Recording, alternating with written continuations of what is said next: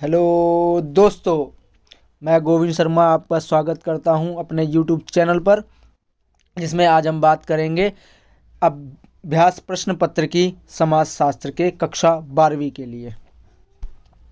जहां हमने पिछली वीडियो में बात करी थी समाजशास्त्र के सिलेबस की, तो आज हम बात करते हैं अभ्यास प्रश्न पत्र की। अभ्यास प्रश्न पत्र सत्र 2023-24 कक्षा 12वीं। इसकी अवधि 3 घंटे की होगी। अधिकतम अंक 80 अंक के होंगे। यहीं पर बता दूं कि जो प्रश्न पत्र होगा उसको 4 खंडों में बांटा गया है। कुल 35 प्रश्न है।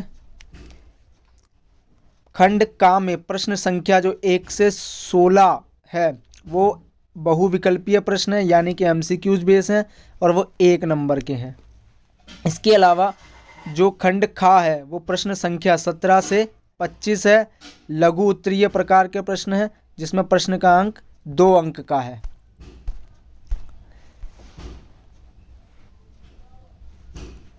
प्रश्न नंबर जो गा है, खंड गा है, वो प्रश्न संख्या 26 से 32 है, जिसका प्रत्येक प्रश्न 4 अंक का है और यह 80 शब्दों से अधिक नहीं होना चाहिए। जो खंड घा है वो प्रश्न संख्या 33 से 35 है और दीर्घ उत्तरीय प्रश्न के हैं और प्रत्येक प्रश्न 6 अंक का है। 200 शब्दों से अधिक नहीं होना चाहिए। जो 33 का उत्तर है वो ग्राफिक्स की मदद से देना है, 34 का गद्यांश की सहायता से देना है। तो इस तरीके से ये आपके पेपर का पैटर्न रहेगा। तो आइए शुरू करते हैं अपना खंड का, जो एमसीक्यूज रहेंगे 1 से 16 तक, 1 नंबर के होंगे। तो पहला प्रश्न जो आपका आता है वो यही है, अभिकथन और कारण।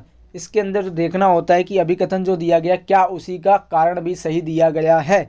तो पहला प्रश्न है अभिकथन कि राष्ट्रीय आपातकाल की अवधि 1975-76 में परिवार नियोजन के कार्यक्रम को गहरा धक्का लगा। कारण दे रखा है, आपातकालीन स्थिति में सामान्य संसदीय और वैध प्रक्रियाएं सुचारू रूप से चलती रहीं। ऑप्शन है का ए और आर दोनों सही है और आर ए की सही व्याख्या करता है। ऑप्शन नंबर बी खा ए और आर दोनों सही है लेकिन आर ए की सही व्याख्या नहीं करता है। ऑप्शन गा ए सही है लेकिन आर गलत है। ऑप्शन घा ए गलत है और आर सही है। तो इसमें जो आंसर होगा वो होगा उत्तर नंबर गा, कि ए सही है लेकिन आर गलत है, क्योंकि आपातकालीन स्थिति में सामान्य संसद वैध प्रक्रियाएं सुचारू रूप से नहीं चलती हैं और यहाँ पर दे रखा है सुचारू रूप से चलती हैं। तो हम बढ़ते हैं अपने दूसरे प्रश्न की ओर कि जनसांख्यिकी आंकड़े क्यों एकत्रित किए जाते हैं। ऑप्शन नंबर का आंकड़े एकत्रित करने के लिए। ऑप्शन नंबर खा राज्य की नीतियां विशेष रूप से आर्थिक विकास और सामान्य जन कल्याण संबंधी नीतियां बनाने और कार्यान्वित करने के लिए। ऑप्शन नंबर गा सामान्य जन कल्याण संबंधी नीतियां बनाने के लिए। ऑप्शन नंबर घा सामाजिक विकास के लिए। तो जनसांख्यिकी आंकड़े ऑप्शन नंबर खा होगा कि राज्य की नीतियां विशेष रूप से आर्थिक और सामान्य जन कल्याण संबंधी नीतियां बनाने और कार्यान्वित करने के लिए की जाती हैं। आगे बढ़ते हैं प्रश्न नंबर 3 पर कि जाति डैश से निर्धारित होती है। ऑप्शन नंबर का जन्म से, खा भाईचारे से, गा जान पहचान से, घा कर्म से।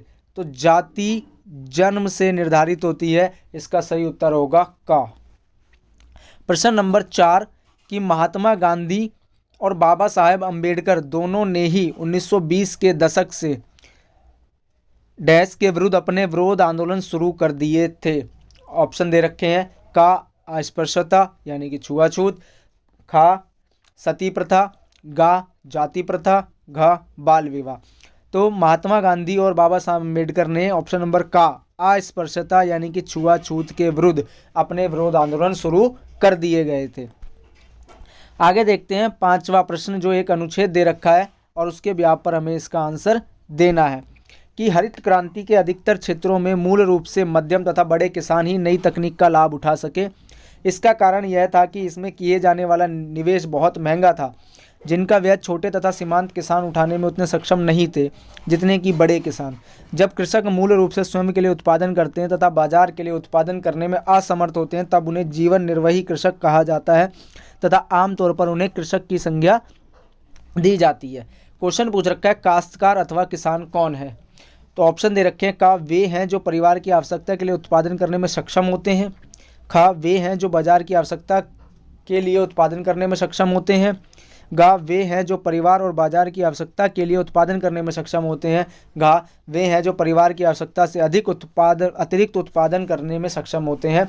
तो इसका आंसर जो होगा वो होगा ऑप्शन नंबर गा, कि वे हैं जो परिवार और बाजार की आवश्यकता के लिए उत्पादन करने में सक्षम होते हैं।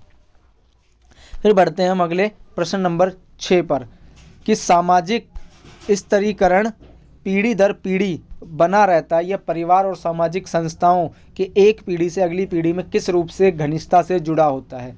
ऑप्शन नंबर का अधिकार के, खा सम्मान के, गा व्यक्तिगत के, घा उत्तराधिकार के। तो सामाजिक स्तरीकरण पीढ़ी दर पीढ़ी जो जुड़ा रहता है वो उत्तराधिकार के नियम के कारण जुड़ा रहता है, यानी कि ऑप्शन नंबर डी इसका सही आंसर होगा। प्रश्न नंबर 7वें की ओर चलते हैं कि पुराने और वर्तमान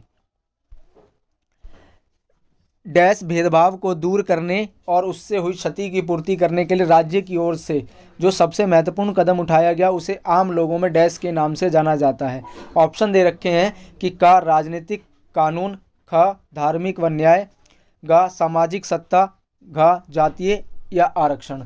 तो इसका सही आंसर होगा उत्तर नंबर घा जातीय आरक्षण, कि पुराने और वर्तमान जातीय भेदभाव को दूर करने और उससे हुई क्षतिपूर्ति करने के लिए राज्य की ओर से जो सबसे महत्वपूर्ण कदम उठाया गया उसे आम लोगों में आरक्षण के नाम से जाना जाता है।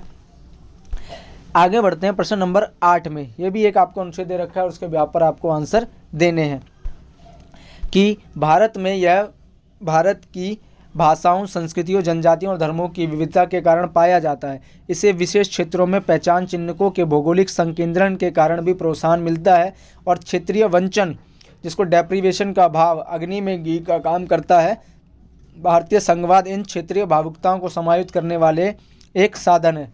तो क्वेश्चन है कि भारत में क्या भारत की भाषाओं, संस्कृतियों, जनजातियों और धर्मों की विविधता के कारण पाया जाता है? ऑप्शन दे रखे हैं का क्षेत्रवाद, खा संघवाद, गा भाषावाद, घा जातिवाद। इसका सही आंसर होगा उत्तर नंबर का क्षेत्रवाद। फिर बढ़ते हैं प्रश्न नंबर 9 की तरफ, जो अभिकथन और कारण दे रखा है कि अभिकथन है कि स्वतंत्रता प्राप्ति के बाद प्रारंभ में भारतीय राज्य ने ब्रिटिश भारतीय व्यवस्था को ही अपना रखा, जिसके अंतर्गत भारत बड़े बड़े प्रांतों में, जिन्हें प्रेसिडेंसी भी कहा जाता था, बटा हुआ था। कारण है कि ये बड़े बड़े बहु निर्जातीय और बहुभाषी प्रांतीय राज्य थे जो भारत संघ कहे जाने वाले अर्धसंघीय राज्य की बड़ी राजनीतिक प्रशासनिक इकाइयों के रूप में काम करते थे। ऑप्शन नंबर का ए और आर दोनों सही है और आर ए की सही व्याख्या करता है। खा ए और आर दोनों सही है लेकिन आर ए की सही व्याख्या नहीं करता है। ए सही है लेकिन आर गलत है। ऑप्शन नंबर घा ए गलत है और आर सही है। तो इसका जो सही उत्तर होगा वो होगा उत्तर नंबर खा, ए और आर दोनों सही है लेकिन आर ए की सही व्याख्या नहीं करता है। बढ़ते हैं हम अपने अगले प्रश्न नंबर 10, संविदा खेती। तो संविदा खेती के विषय में क्या सही नहीं है, नहीं पूछ रहा है। तो का ऑप्शन है संविदा खेती में किसान और कंपनी के बीच समझौता होता है। खा इस पद्धति में कंपनियां उगाई जाने वाली फसलों की पहचान करती हैं। गा कंपनियां निवेश करती हैं। घा किसान बाजार की ओर से आश्वस्त नहीं रहता है। तो संविदा खेती जिसको हम बोलते हैं कि जो किसान और कंपनी के बीच में एक समझौता होता है, तो ऑप्शन नंबर का ठीक है।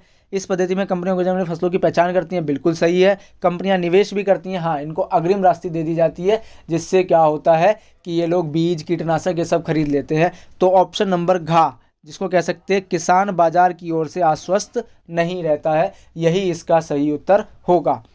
बढ़ते हैं प्रश्न नंबर 11 की ओर कि इनमें से कौन सी कामगार संघ की मांग होती है, कि कौन से होती है। ऑप्शन नंबर का 9 घंटे की शिफ्ट हो, मेहनताना खा मेहनताना वाजिब हो, गा कार्यावस्था से कोई लेना देना नहीं होता।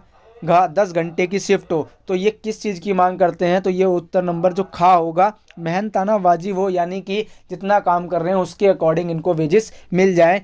कामगार इस संघ इसी चीज़ की डिमांड करते हैं। बढ़ते हैं प्रश्न नंबर 12 की ओर, जिसके अंदर हम बात करते हैं कि अभिकथन और कारण की। कि अभिकथन दे रखा है कि एक स्तर पर एक देश के द्वारा दूसरे देश पर शासन को उपनिवेशवाद माना जाता है, और कारण दे रखा है कि उपनिवेशवाद के कारण जो परिवर्तन आए वे अत्यधिक गहरे और भेदभावपूर्ण रहे हैं। ऑप्शन वही कि ए और आर दोनों सही है और आर ए की सही व्याख्या करता है। खा ए और आर दोनों सही है लेकिन आर ए की सही व्याख्या नहीं करता है। ऑप्शन नंबर गा ए सही है लेकिन आर गलत है। ऑप्शन नंबर घा ए गलत है और आर सही है। तो इसका सही उत्तर होगा उत्तर नंबर का कि ए और आर दोनों सही है और आर ए की सही व्याख्या करता है। बढ़ते हैं हम प्रश्न नंबर 13 की ओर, जिसके अंदर हम बात करते हैं फिर से अभिकथन और कारण की। कि संस्कृतिकरण शब्द की उत्पत्ति M.N. श्रीनिवास ने की है। कारण दे रखा है संस्कृतिकरण के बहुआयामी प्रभाव हैं। तो ऑप्शन वही ए और आर दोनों सही हैं और आर ए की सही व्याख्या करता है। ख ए और आर दोनों सही हैं लेकिन आर ए की सही व्याख्या नहीं करता है। गा ए सही है लेकिन आर गलत है। घा ए गलत है और आर सही है। तो इसका सही आंसर होगा उत्तर नंबर का ए और आर दोनों सही है और आर ए की सही व्याख्या करता है। बढ़ते हैं हम अपने प्रश्न नंबर 14 की तरफ, जिसमें बात कर रखी है कि डैश का मुख्य कार्य होता है कामगारों को नियंत्रित रखना और उनसे अधिक काम करवाना। का अध्यापक, ख समाजशास्त्री, ग राजनीतिज्ञ, घ मैनेजर। तो किसका मुख्य कार्य होता है कामगारों को नियंत्रित रखना और उनका से अधिक काम करवाना, तो ये काम होता है आपका मैनेजर का। किसका? मैनेजर का, यानी कि ऑप्शन नंबर डी इसका सही आंसर होगा। बढ़ते हैं हम अगले प्रश्न की ओर, जिसके अंदर हम बात करते हैं प्रश्न नंबर 15 की। प्रश्न नंबर 15 कह रहा है डैश कॉफ़ी पीने को सामाजिकता निभाने का एक अवसर मानते हैं। का अमरीकी, ख व्यवसायी, ग कलाकार, घ भारतीय। तो इसका सही उत्तर होगा घा। जो व्यवसायी लोग हैं वो इसे कॉफ़ी पीने को सामाजिकता निभाने का सही अवसर मानते हैं। प्रश्न नंबर 16, जो औद्योगिकरण के कुछ स्थानों पर कैसे समानता लाता है। तो ऑप्शन नंबर का औद्योगिकरण के कारण विभिन्न जातियों के लोग एक साथ काम करते हैं। खा औद्योगिकरण के द्वारा विभिन्न उत्पादों का निर्माण किया जाता है। गा औद्योगिकरण ने सबको अवसर दिए।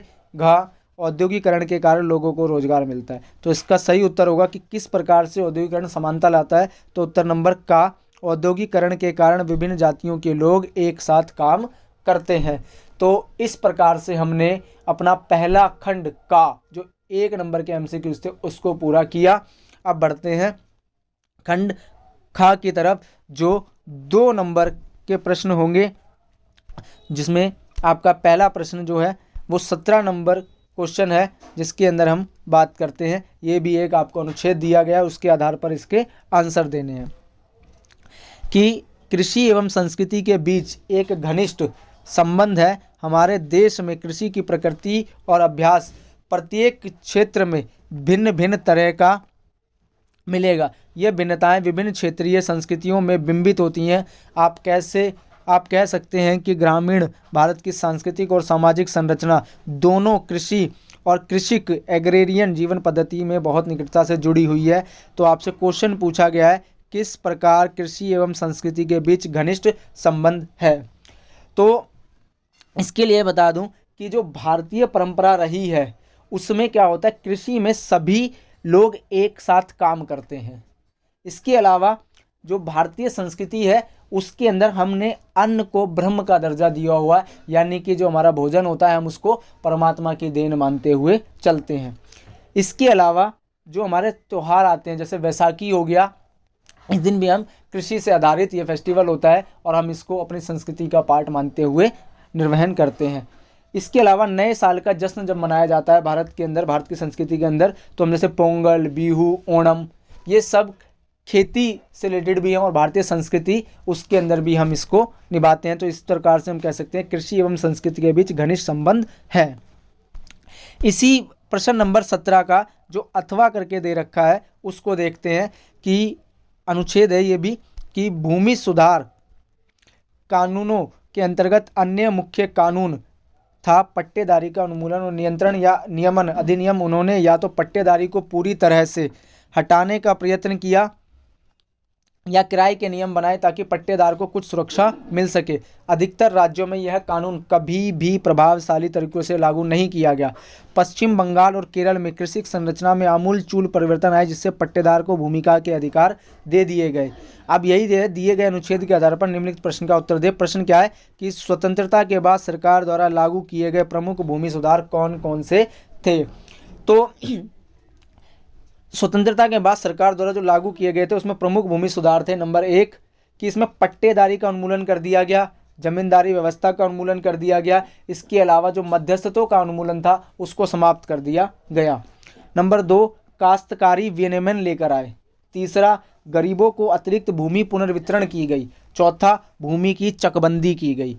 तो इस प्रकार से इसका ये आंसर होगा कि ये मुख्य भूमि सुधार किए गए थे।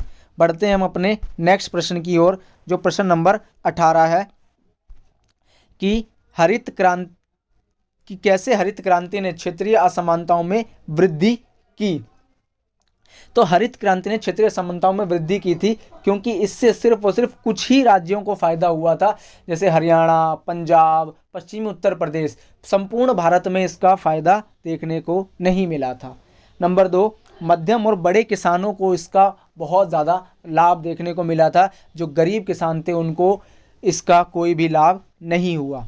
तीसरा कह सकते हो कि अमीर और गरीबों के बीच में जो अंतर था वो बहुत ज़्यादा बढ़ गया था क्योंकि अमीर और अमीर हो गया था, जो किसान गरीब किसान था वो और भी ज़्यादा गरीब किसान रह गया था क्योंकि उसके पास में जो नई मशीनें थीं उसको खरीदने के लिए पर्याप्त पैसा नहीं था।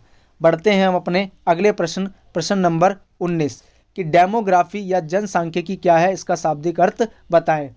तो डेमोग्राफी या जनसांख्यिकी तो जनसंख्या का सुव्यवस्थित अध्ययन जनआंकिकी कहलाता है।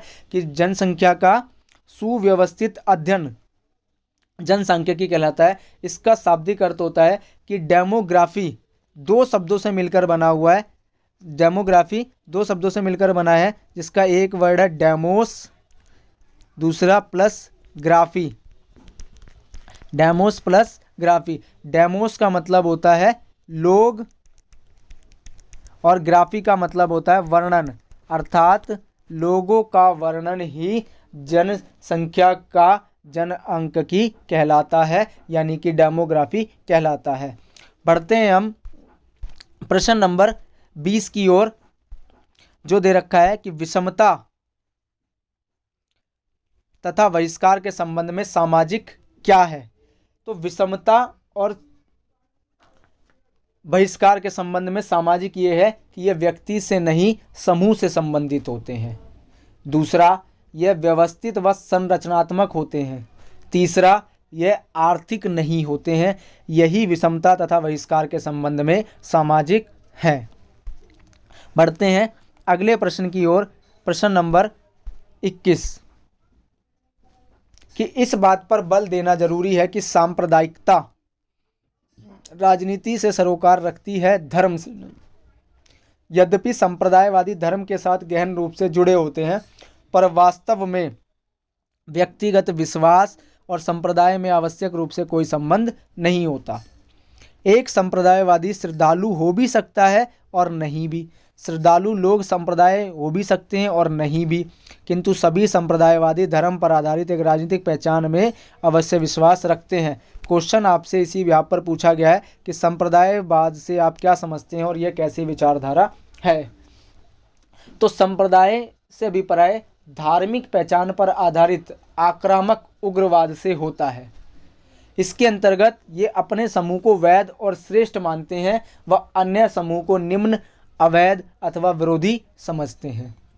और पूछा गया ये कैसी विचारधारा है, तो यह आक्रामक राजनीतिक विचारधारा है। इसके अलावा ये और कुछ भी नहीं है। इसके अंदर कट्टरपन ये सब समाहित होता है। बढ़ते हैं हम अपने अगले प्रश्न में जिसका क्वेश्चन है 22वां, सामाजिक कुरीति से आप क्या समझते हैं और समाज में व्याप्त कुरीतियों के बारे में बताइए। तो सामाजिक कुरीति से अभिप्राय होता है सामाजिक बुराई, अर्थात समाज के अंतर्गत जिस प्रकार से बुराइयां चल रही हैं, सामाजिक रूप से जो बुराइयां होती हैं उसी को हम सामाजिक कुरीति बोलते हैं। और व्याप्त कुरीतियों के बारे में तो सामाजिक कुरीतियां कह सकते हैं, जैसे दहेज प्रथा है, सती प्रथा थी, इस प्रकार से हमारे महिला उत्पीड़न, ये सब क्या है, हमारी समाज की कुरीतियां हैं। ठीक, अगला प्रश्न है आपका प्रश्न नंबर 23, जो एक अनुच्छेद दे रखा है। प्रश्न नंबर 23 कि आधुनिक पश्चिम में पंथ निरपेक्षीकरण का मतलब ऐसी प्रक्रिया है जिसमें धर्म के प्रभाव में कमी आती है। आधुनिकरण के सिद्धांत में सभी प्रतिपादक विचारकों को मान्यता रही है कि आधुनिक समाज ज़्यादा से ज़्यादा पंथ निरपेक्ष होता है। पंथ निरपेक्षीकरण के सभी सूचक मानव के धार्मिक व्यवहार, उनका धार्मिक संस्थानों से संबंध, धार्मिक संस्थानों का सामाजिक तथा भौतिक प्रभाव और लोगों के धर्म में विश्वास करने की सीमा को विचार में लेते हैं। यह माना जाता है कि पंथ निरपेक्षीकरण के सभी सूचक आधुनिक समाज में धार्मिक संस्थानों और लोगों के बीच बढ़ती दूरी के साक्ष्य प्रस्तुत करते हैं, लेकिन हाल ही में धार्मिक चेतना में अभूतपूर्व वृद्धि और धार्मिक संघर्ष के उदाहरण सामने आए हैं। तो आपसे प्रश्न पूछा गया है कि आधुनिक समाज किस प्रकार पंथ निरपेक्ष होता है, बताएं। तो आधुनिक समाज के अंदर पंथ निरपेक्ष का मतलब ही होता है जिसके अंतर्गत राज्य का अपना कोई भी धर्म नहीं होगा। इसके अलावा जो नागरिक होते हैं वो किसी भी धर्म का प्रचार प्रसार व किसी भी धर्म को अपनाने के लिए स्वतंत्र होते हैं। यही आधुनिक समाज के अंदर पंथ निरपेक्ष होता है। जबकि हम पश्चिम देशों के अंदर देखें तो वहाँ पर राज्य और धर्म दोनों ही बिल्कुल अलग होते हैं। तो इस प्रकार से ये वाला प्रश्न होता है। बढ़ते हैं हम अपने प्रश्न नंबर 24 की तरफ। जो अगला प्रश्न है वो है हमारा प्रश्न नंबर 24 कि भारत अभी भी एक कृषि प्रधान देश है। सेवा क्षेत्रों, दुकान, बैंक, आईटी उद्योग, होटल्स और अन्य सेवाओं के क्षेत्र में अधिक लोग आ रहे हैं। नगरीय मध्यम वर्ग की संख्या भी बढ़ रही है। नगरीय मध्य वर्ग के साथ वे मूल्य जो टेलीविज़न, सीरियलों और फिल्मों में दिखाई देते हैं भी बढ़ रहे हैं। परंतु यह भी देखते हैं कि भारत में बहुत कम लोगों के पास सुरक्षित रोजगार है। यहाँ तक कि छोटी संख्या के स्थायी सुरक्षित रोजगार भी अनुबंधित कामगारों के कारण असुरक्षित होते जा रहे हैं। अब तक सरकारी रोजगार ही जनसंख्या के अधिकांश लोगों को कल्याण करने का एक बड़ा मार्ग था, लेकिन अब वह भी कम होता जा रहा है। तो आपसे क्वेश्चन पूछा गया है कि किस प्रकार सरकारी रोजगार लोगों को कल्याण करने का एक बड़ा मार्ग था। तो सरकारी रोजगार क्या करता है, एक तो रोजगार की सुरक्षा की गारंटी देता है, यानी कि जॉब सिक्योरिटी की होती है। इसके अलावा काम के निश्चित घंटे होते हैं। इसके अलावा इसके अंदर न्यूनतम मजदूरी दी जाती है, भत्ता दिया जाता है। इस तरीके से सरकारी जो रोजगार है वो लोगों के कल्याण का एक मार्ग है।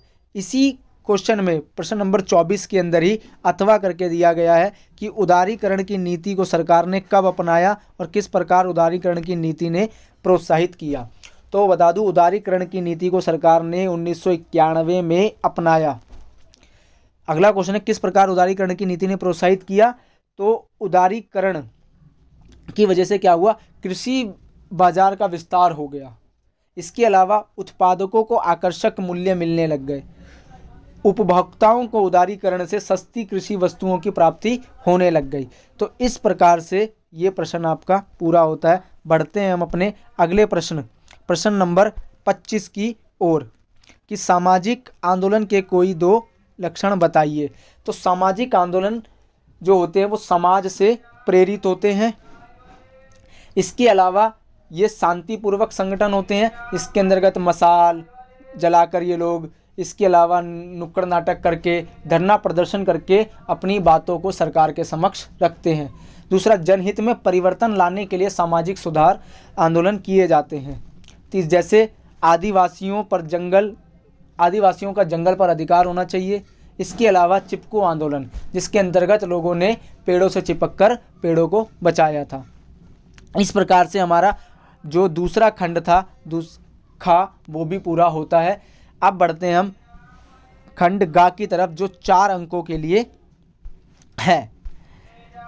खंड गा इसके अंदर जो प्रश्न है वो है आपका 26वां कि सामान्यतः यह सच है कि अधिक विकसित क्षेत्रों के किसान अधिक बाजारोन्मुखी हो रहे थे।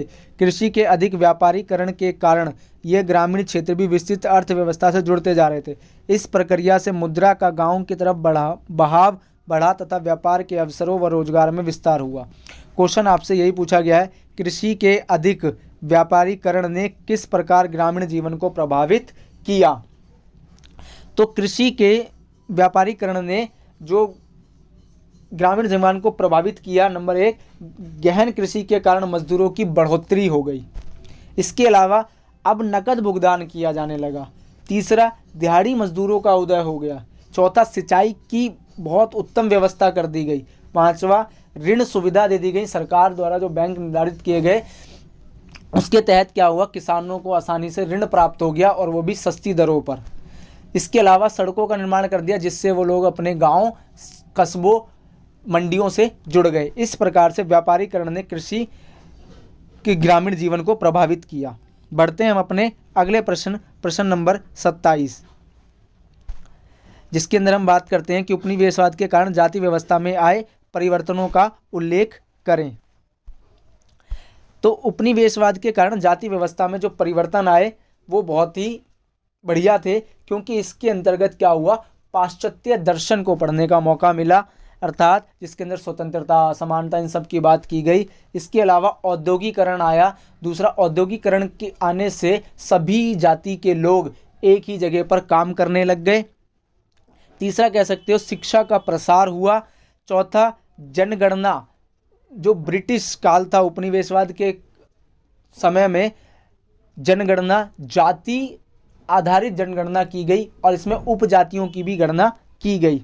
इसके अलावा समाज के विभिन्न वर्गों के मूल्यों, विश्वासों, रीति रिवाज को समझने की कोशिश की गई उपनिवेशवाद के समय। इस प्रकार से जाति व्यवस्था में परिवर्तन देखने को मिले।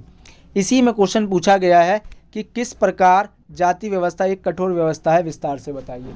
तो जाति व्यवस्था एक कठोर व्यवस्था है क्योंकि ये एक जन्म पर आधारित होती है।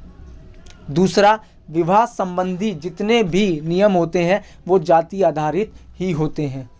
तीसरा, कि जो काम होता है वो भी जाति आधारित होता था, जिसके अंदर क्या होता था कि एक जाति के लोग अगर यही काम कर रहे हैं तो ये आशा की जाती थी कि आने वाली जो पीढ़ी होती थी वो भी वही काम करेगी। तो बढ़ते हैं हम अपने अगले प्रश्न की ओर, जो प्रश्न नंबर 28 है कि सरकार द्वारा कार्य दशाओं को बेहतर करने के लिए उठाए गए कदमों के विषय में बताइए। तो सरकार द्वारा जो कार्य की दिशाओं को बेहतर करने के लिए कदम उठाए गए उसमें था नंबर 1 कि जो काम की अवधि थी उसको निश्चित घंटे में क्या कर दिया गया, निर्धारित कर दिया गया। इसके अलावा सरकार द्वारा न्यूनतम मजदूरी की बात करी गई कि इतने घंटे काम करोगे तो इतनी आपको वेजेस मिलेंगे ही मिलेंगे। इसके अलावा जो आपको भत्ते हैं, जैसे पीएफ दे दिया गया, ठीक है, ईपीएफ दे दिया गया, इस प्रकार से आपको सुविधाएं दी गई। और इसके अलावा आपको महीने के अंदर 4 छुट्टियों का प्रावधान किया गया। इसके अलावा मातृ अवकाश दिया गया। तो इस तरीके से सरकार द्वारा कार्य की दशाओं को बेहतर करने के लिए कदम उठाए गए। बढ़ते हैं हम अपने अगले प्रश्न नंबर 29 पर। यह भी एक अनुच्छेद दे रखा है और इसके से क्वेश्चन पूछे गए कि परिवार हमारे जीवन का एक अभिन्न अंग है। हमारे लिए इसका अस्तित्व स्वतः स्वीकृत है। हम यह भी मानकर चलते हैं कि अन्य लोगों के परिवार भी हमारे परिवार की तरह ही होंगे। तथापि हमने देखा है कि परिवार की संरचनाएं भिन्न भिन्न होती हैं और यह बदलती भी रहती हैं। यह परिवर्तन कभी कभी तो आकस्मिक तौर पर होते रहते हैं, जब कोई लड़ाई छिड़ जाती है अथवा लोग काम की तलाश में अन्यत्र जा बसते हैं। कभी कभी यह परिवर्तन किसी विशेष प्रयोजन के लिए किए जाते हैं, जैसे कि जब युवा लोग बुजुर्गों द्वारा उनके लिए जीवन साथी का चुनाव करने के बजाय स्वयं ही अपने जीवन साथी का चुनाव कर लेते हैं, अथवा जब समाज में समलैंगिक प्यार का खुले तौर पर इजहार किया जाता है। तो इसी में आपका प्रश्न पूछा गया है कि परिवार से आप क्या समझते हैं और आकार के आधार पर प्रकार बताइए। कि परिवार से आप क्या समझते हैं और आकार के आधार पर परिवार के प्रकार बताइए। तो परिवार कुछ सदस्यों का समूह होता है, जिसके अंतर्गत हम अपने सुख व दुख दोनों को बांटते हैं। खुशी उल्लास इन सब चीज़ों को बांटा जाता है। और आकार के आधार पर परिवार के दो भेद हैं। एक संयुक्त परिवार, जिसके अंतर्गत माता पिता, दादा दादी, चाचा चाची व उनके बच्चे आदि सभी रहते हैं। दूसरा एकल परिवार, जिसके अंतर्गत माता पिता व बच्चे उनके साथ में रहते हैं। इसी में आपसे दूसरा प्रश्न पूछा गया है कि समलैंगिक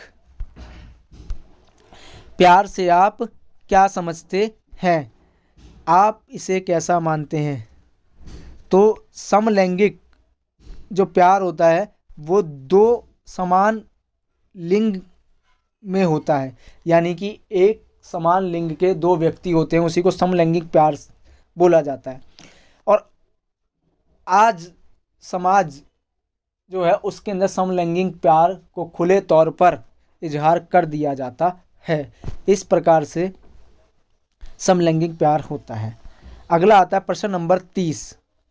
ये भी आपका एक अनुच्छेद दे रखा है, जिसके अंदर बात करते हैं कि आधुनिक काल के अधिकतर भाग में सर्वाधिक जोर विकास पर दिया गया है। दशकों से प्राकृतिक संसाधनों के अनियंत्रित उपयोग तथा विकास के ऐसे प्रतिरूप के निर्माण में जिससे पहले ही से ही घटते प्राकृतिक संसाधनों के अधिक शोषण की मांग बढ़ती है के विषय में बहुत चिंता प्रकट की जाती रही है।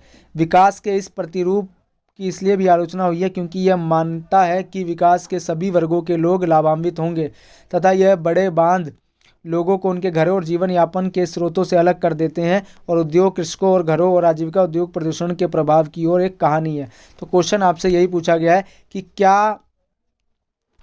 क्या प्रदूषण ने पारिस्थितिकी आंदोलन को जन्म दिया। तो इसका आंसर होगा बिल्कुल सही, औद्योगिक प्रदूषण ने पारिस्थितिकी आंदोलन को जन्म दिया। किस प्रकार चिपको आंदोलन ने पारिस्थितिक सुरक्षा के मुद्दे को उठाया।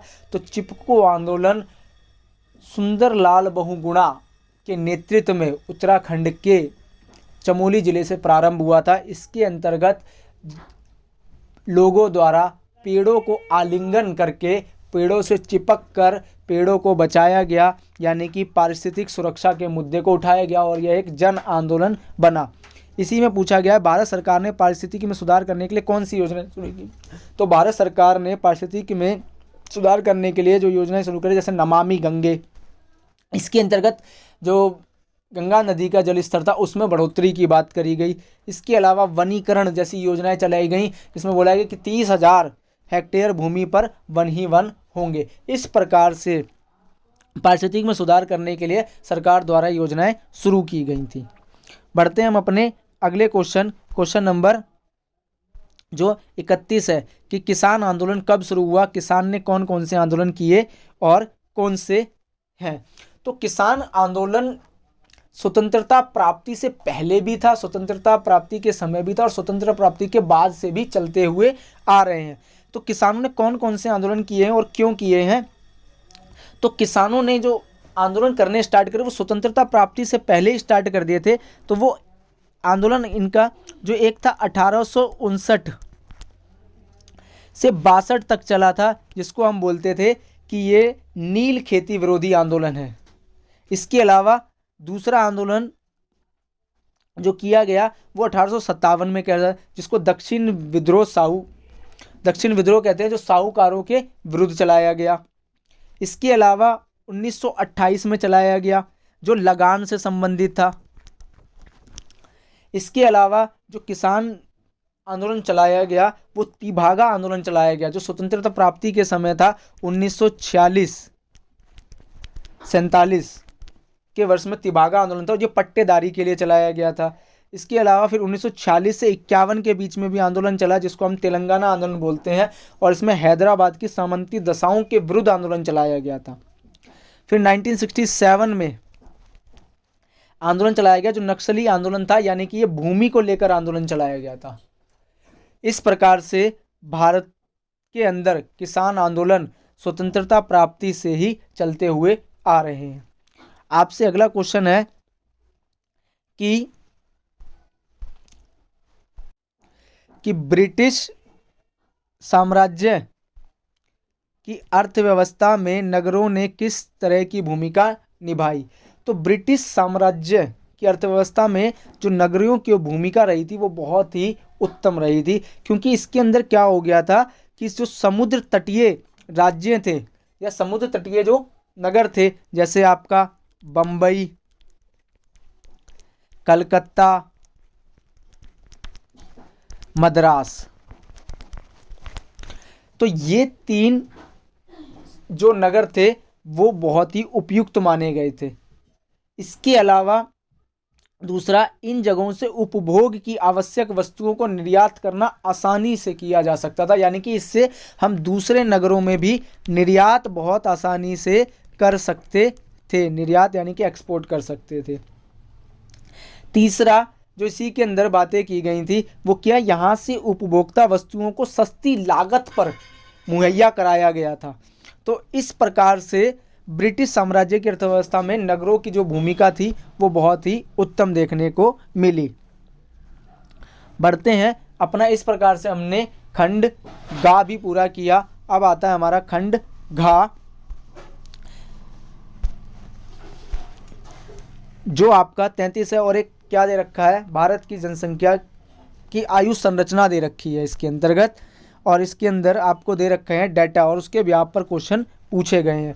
तो जैसे आपका 1961 यहाँ पर देख रहे हो तो आपको मिलेगा जो वर्ष है वो यहाँ दे रखे हैं। यहाँ पर इसके अलावा आयु वर्ग दे रखा है, अलग अलग आयु वर्ग है, जैसे आपका यहाँ पर 0 से 14 वर्ष, 15 से 59 वर्ष और 60 वर्ष से अधिक। इसके अलावा इनका जोड़ दे रखा है, और इस वाले जो सारणी दी गई है उसके बिहाफ पर इनसे क्वेश्चन पूछे गए हैं। जैसे आपका पहले दे रखा है कि उत्तर नंबर, जो प्रश्न नंबर का है कि भारत की जनसंख्या बहुत जवान कैसे है। तो भारत की जो जनसंख्या है वो बहुत जवान कैसे है, तो भारत की जनसंख्या जवान इसलिए है क्योंकि हमारे यहाँ पर जो युवा वर्ग है वो, जो हमारा कह सकते हो कि 18 साल से लेकर आपका 59 वर्ष तक, वो बहुत ही ज़्यादा है। इसी वजह से बोला गया है कि भारत की जनसंख्या बहुत ही ज़्यादा क्या है, जवान है, जैसा कि इस वाले सारणी के अंदर देखा जा सकता है। इसके अलावा पूछा गया है प्रश्न नंबर खा, देश की संपूर्ण जनसंख्या में 15 वर्ष से कम आयु वाले वर्ग का हिस्सा 1971 में कितना प्रतिशत था और 2011 में कितना प्रतिशत हो गया है।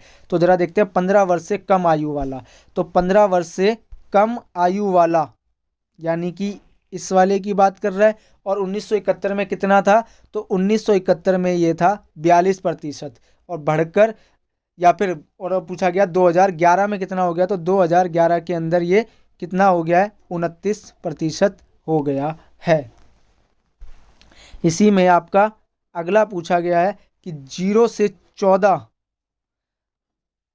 आयु वर्ग में 2001 में जनसंख्या का कितना प्रतिशत हिस्सा था और 2026 में कितना प्रतिशत होने की संभावना है। तो 0 से 14 वर्ष की आयु, 0 से 14 वर्ष की आयु में 2001 में ये था 34%, और जो 2026 में कितना होने की संभावना है, तो 23% होने की संभावना है। इस प्रकार से हमने ये वाला प्रश्न पूरा किया, और फिर दृष्टिबाधित अभ्यर्थियों के लिए दिया गया है। अगला जो क्वेश्चन है वो है हमारा 34वां, 34th जो आपका क्वेश्चन है कि स्त्री पुरुष तुलना नामक पुस्तक एक महाराष्ट्रीय गृहिणी ताराबाई शिंदे द्वारा लिखी गई थी, जिसमें पुरुष प्रधान समाज द्वारा अपनाए गए दोहरे मापदंडों का विरोध किया गया। एक जवान ब्राह्मण विधवा को न्यायालय द्वारा मृत्युदंड दिया गया था। विधवा का अपराध यह था कि उसने अपने नवजात शिशु की हत्या इसलिए कर दी थी क्योंकि वह उसकी नाजायज संतान था, लेकिन जिस पुरुष का वह बच्चा था उसका पता लगाने या उसे दंड देने का कोई प्रयत्न नहीं किया गया। जब स्त्री पुरुष तुलना पुस्तक प्रकाशित हुई तो समाज में एक खलबली सी मच गई। इस प्रकार से इसमें दिया गया ये अनुच्छेद और प्रश्न पूछा गया है कि दोहरे मापदंड से आप क्या समझते हैं। दोहरा मापदंड यही है कि इसके अंतर्गत क्या हो रहा है कि स्त्री के ऊपर तो बहुत ज़्यादा आरोप प्रत्यारोप लगा रखे हैं, लेकिन पुरुष जो समाज है उसके ऊपर कुछ भी नहीं किया गया है। इसी को बोलते हैं दोहरे मापदंड की एक के ऊपर सज़ा का प्रावधान किया जा रहा है और एक के ऊपर कोई सुनवाई तक नहीं हो रही है। तो अगला इसी में पूछा, किस प्रकार ताराबाई शिंदे ने अपने पुस्तक में दोहरे मापदंडों का विरोध किया है। तो ताराबाई शिंदे इसी दोहरे मापदंड का विरोध करती हैं कि दोनों ही स्त्री और पुरुष दोनों के लिए ही समान अवसर व समान दंड निर्धारित करने चाहिए, कि सिर्फ और सिर्फ स्त्री को ही इसका निशाना नहीं बनाना चाहिए। ऑप्शन नंबर इसी में खा पूछा गया है, स्त्री पुरुष तुलना पुस्तक ने समाज में खलबली सी क्यों मचा दी थी। तो समाज के अंदर खलबली मच गई थी इसी वजह से, क्योंकि इसके अंतर्गत जो ताराबाई शिंदे थी उन्होंने स्त्री के ऊपर जो हो रहे अत्याचार हैं उसको बहुत ही व्यापक रूप से उजागर कर दिया, और जो पुरुष समाज के ऊपर कोई भी बंदिशें नहीं थी, कोई भी कार्यवाही नहीं होती थी, वो इसको इसके अंतर्गत दिखाया गया।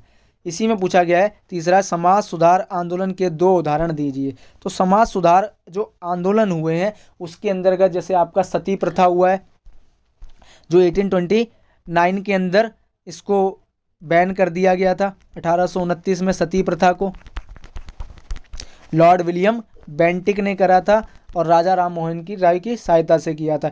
इसके अलावा जो विधवा पुनर्विवाह अधिनियम था वो पारित हुए। इस प्रकार से समाज सुधार आंदोलन हुए थे। तो इस प्रकार से आज हमने अपना अभ्यास प्रश्न पत्र पूरा किया है। कि तो आप लोगों को अगर ये वीडियो अच्छी लगी हो तो आप इसको लाइक करिए, शेयर कीजिए, सब्सक्राइब कीजिए और ज़्यादा से ज़्यादा लोगों तक इसको बढ़ाइए। धन्यवाद।